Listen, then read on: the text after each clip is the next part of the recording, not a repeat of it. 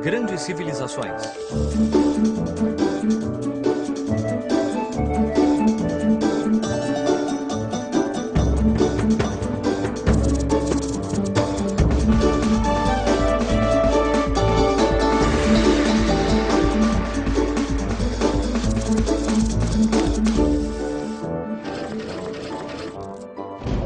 Os vikings e os celtas. Há cerca de 10 mil anos, a última era do gelo estava terminando. Os anos anteriores não tinham sido dos melhores. Havia feito muito frio. E as pequenas populações que tinham se adaptado e sobrevivido a essas condições tinham uma vida muito dura. Mas então, lentamente, o clima começou a ficar mais quente. A cada verão, o gelo derretia um pouco mais do que no verão anterior. Então, os povos nômades, cuja existência escassa era marcada pela caça selvagem geração após geração, passaram a ocupar terras quentes e férteis. Assim, esses povos pararam de se deslocar e se fixaram numa área conhecida como Mesopotâmia. Lá, eles aprenderam a semear, plantar e cultivar alimentos que, depois de colhidos, podiam ser armazenados. Assim, eles poupavam algo muito importante, tempo. Sem se preocuparem com a sobrevivência, agora os povos da Mesopotâmia poderiam pensar em outras coisas, como, por exemplo, em maneiras ainda melhores para domesticar animais, plantar e obter ainda mais comida. Da Mesopotâmia, o mundo ocidental expandiu-se por toda a bacia quente e fértil do mar Mediterrâneo. Milhares de anos se passaram e muitas culturas se desenvolveram. Os sumérios, os assírios e os babilônios, os egípcios, fenícios, os minoicos e os persas, os gregos e os romanos. Nossa, quanta gente! No auge do Império Romano, o mapa da Europa Antiga era assim. Os romanos dominaram toda a bacia do Mediterrâneo. Mas o que estava acontecendo do outro lado das fronteiras do Império? Não havia ninguém lá? É claro que havia, mas os povos que viviam nessas regiões não tinham o mesmo clima que os romanos. Então a sobrevivência era mais difícil. Mas esses povos resistentes prosperaram e criaram seu próprio modo de vida. Por volta de 600 a.C., populações de diversas origens vindas da Europa Central começaram a desenvolver o que hoje chamamos de cultura celta. Essas tribos de diferentes origens raramente se reuniam para se organizar e traçar um objetivo comum. Na verdade, eram povos independentes que muitas vezes lutavam entre si. Hoje chamamos todos estes povos de celtas, porque apesar das diferenças, todos compartilharam da mesma forma de vida, da mesma língua e da mesma religião. Os celtas. Os celtas tinham a reputação de serem rápidos e enfurecidos. Quem está usando meu machado para cortar salada?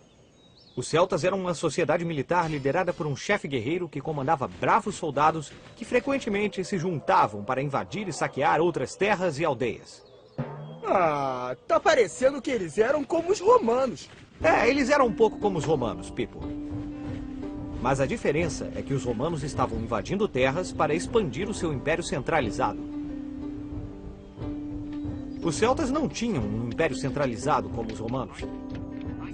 Ainda assim, os celtas tinham uma cultura única e sua própria maneira de fazer as coisas. Por exemplo, quando os guerreiros conquistavam um território, erguiam uma grande fortificação, que se chamava ópida. Elas eram protegidas por defesas naturais, como as paredes rochosas das montanhas e vales enormes. No interior da muralha, construíam suas casas arredondadas sem janelas, com teto de madeira, palha e barro. Ao redor das casas era a fazenda, onde cabras, porcos, vacas, ovelhas e cavalos pastavam livremente. Os colonos trabalhavam duro e armazenavam todo o trigo, centeio e cevada de que precisavam para sobreviver aos longos invernos. A população crescia até que não houvesse mais espaço. Em seguida, um grupo era estabelecido para encontrar e conquistar novos territórios. Assim, o processo começava todo de novo. Isso significava que os celtas estavam sempre em expansão. Por volta do ano 500 a.C., a influência celta se espalhou da Península Ibérica ao Mar Morto. Alguns povos celtas ainda cruzaram os Alpes e conquistaram terras no norte da Itália. No ano 387 a.C., invadiram, saquearam e queimaram a cidade de Roma. Assim começou uma rivalidade lendária que duraria séculos. Os romanos chamavam estes fortes guerreiros de gauleses e nunca iriam perdoá-los pela invasão de sua amada cidade.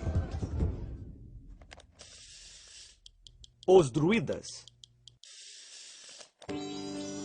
Os celtas acreditavam que as palavras tinham poderes mágicos. Invocando os deuses em suas orações, os sábios poderiam curar ou ver o futuro.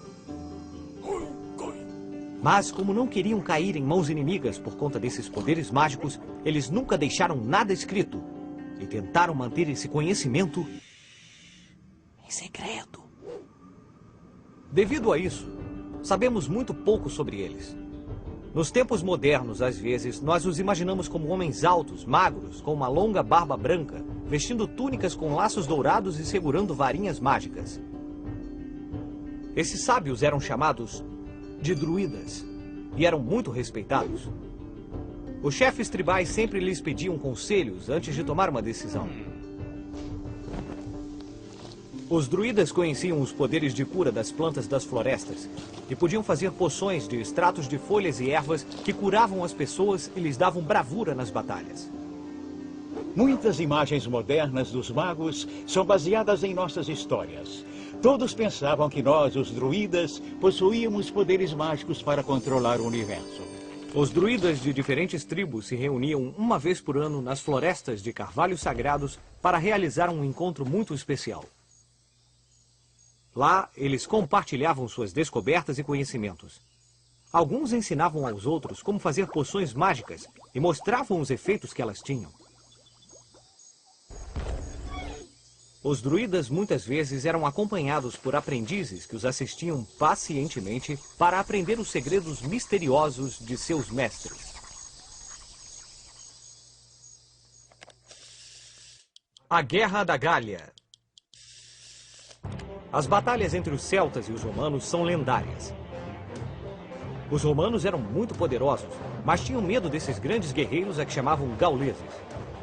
E foram as batalhas com os gauleses que causaram grandes problemas aos romanos em expandir seu império para o norte. Até que no século I depois de Cristo, um general muito famoso chegou.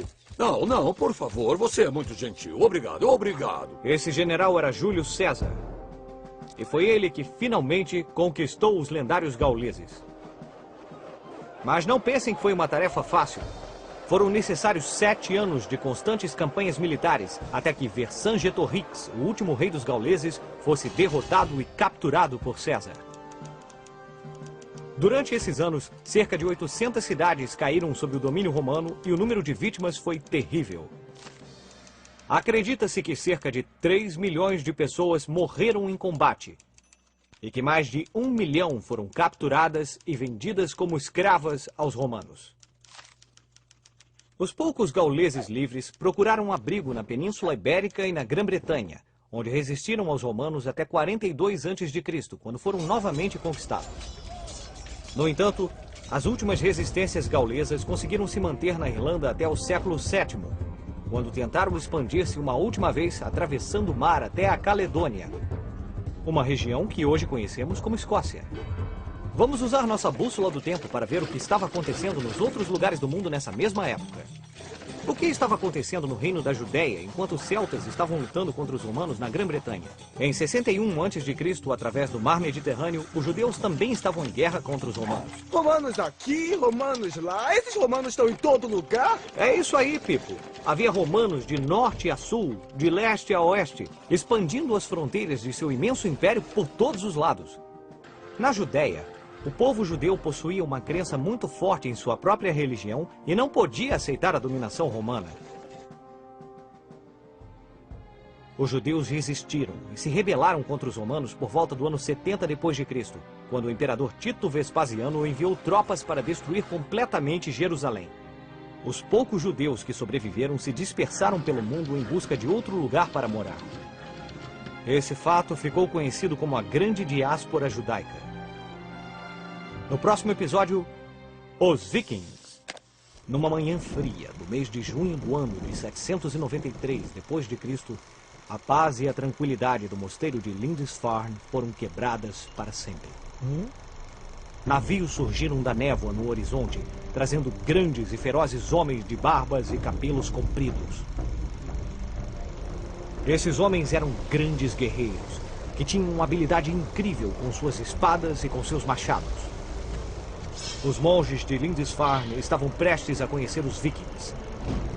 Esses guerreiros gigantes atacaram aldeias, cidades, igrejas e mosteiros de toda a região. Derrotaram os monges, queimaram tudo o que encontraram e levaram todas as joias, ouro e tesouros que coubessem em seus barcos. A invasão viking acabava de começar. Narração: Felipe Maia. Elenco: José Santana, Carlos Marques, Júlio César e Luiz Sérgio. Tradução: Catarina Quelecon.